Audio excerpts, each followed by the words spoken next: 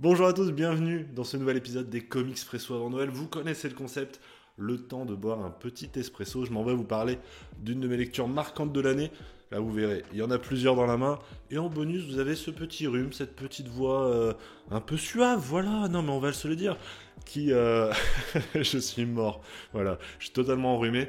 Mais un challenge est un challenge. Les amis, on est parti pour ce 5e jour du calendrier de l'Avent. C'est parti.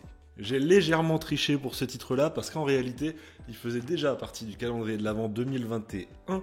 Alors je sais pas combien de tomes étaient sortis à ce moment-là. Au moins un, ça c'est sûr. En tout cas, maintenant on en a 3. Je vais vous parler de Strange Academy. Donc il y a 3 tomes qui sont sortis chez Panini jusqu'à présent. Si vous connaissez pas, laissez-moi vous résumer l'histoire. Les différents super-héros de l'univers Marvel qui maîtrisent la magie ou la sorcellerie ou tout ça se rendent vite compte qu'il y a une nouvelle génération qui commence à approcher, que ce soit les fils d'eux ou alors des nouvelles personnes issues de certains univers. Il faut bien leur apprendre à maîtriser la magie, comprendre quelles forces ils vont devoir affronter et un peu les driver vers le bien parce que sinon ça devient des nouvelles menaces. Donc Doctor Strange va monter une nouvelle, spoiler, académie. Voilà, c'est dans le nom, hein, Strange Academy. C'est pas foulé sur le nom. Et donc, on va avoir une sorte de Harry Potter. Voilà, le mot est lâché. Vous retrouvez le mot Harry Potter dans tous ceux qui parlent de ce comics. C'est normal, puisqu'il y a vraiment de grosses références à ça, notamment dans le ton. Puisqu'un peu comme Harry Potter, on va d'abord partir sur un tome, hein, le tome 1, qui va être très chill. On va découvrir l'école, les cours de potions, de machin. C'est vraiment Harry Potter, voilà.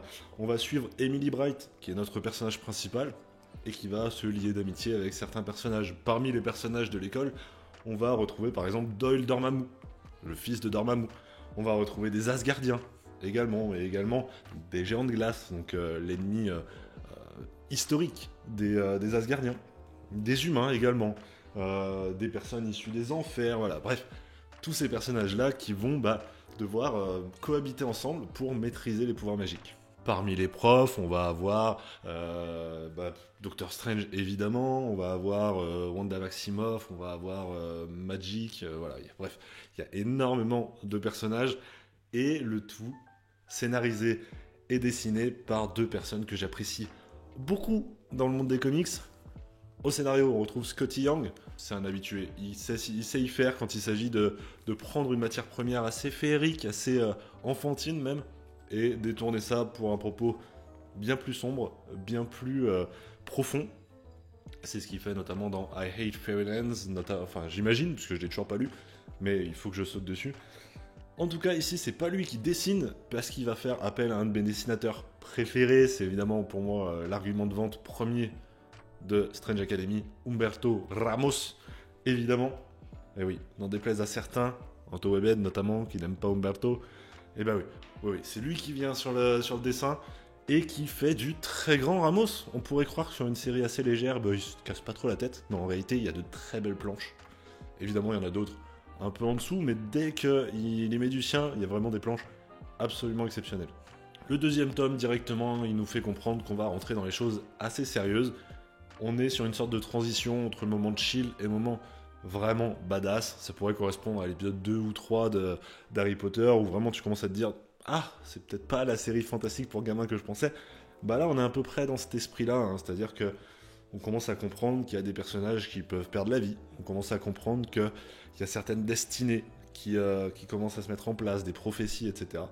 Et ça, c'est vachement cool. C'est peut-être le moins bon de la saga parce qu'il se cherche un peu en termes de ton, mais il amène à, selon moi, le meilleur des 3, le nouveau qui est sorti il n'y a pas si longtemps, qui s'appelle donc La magie des vœux.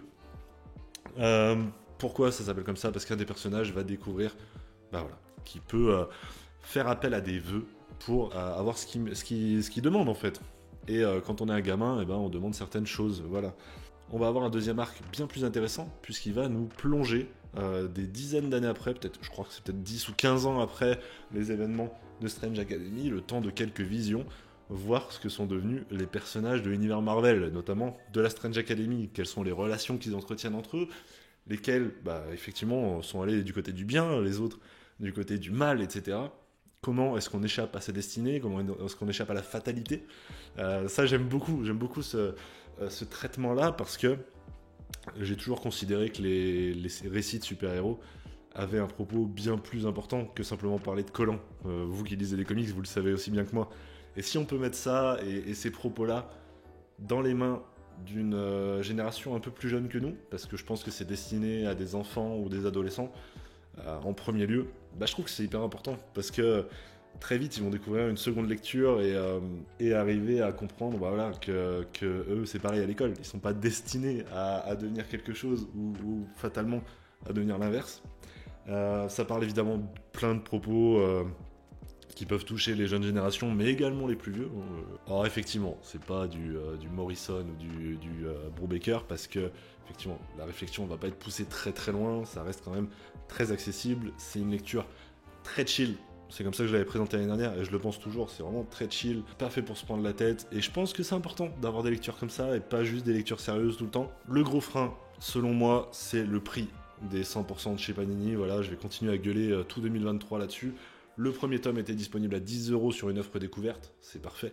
Le dernier, il est à 19€. 19€, vous avez ça. Alors voilà, je comprends totalement que c'est un frein à l'achat. Moi-même, qui aime cette série et qui vous en ai déjà parlé plusieurs fois, quand est sorti le nouveau tome, j'ai hésité et je ne l'ai pas acheté tout de suite. Donc c'est dire qu'effectivement, il y a un problème de prix dans le monde des comics actuellement. Voilà, ça m'empêche pas de vous le conseiller parce que voilà, si vous l'avez entre les mains, j'espère que vous découvrez un joli petit bijou. Si c'est pas le cas, si ça vous tente pas, attendez demain pour une nouvelle recommandation comics. C'est tout pour moi. Aujourd'hui, on se retrouve donc demain à la même heure pour une nouvelle recommandation et un nouvel espresso. Oui, oui, oui.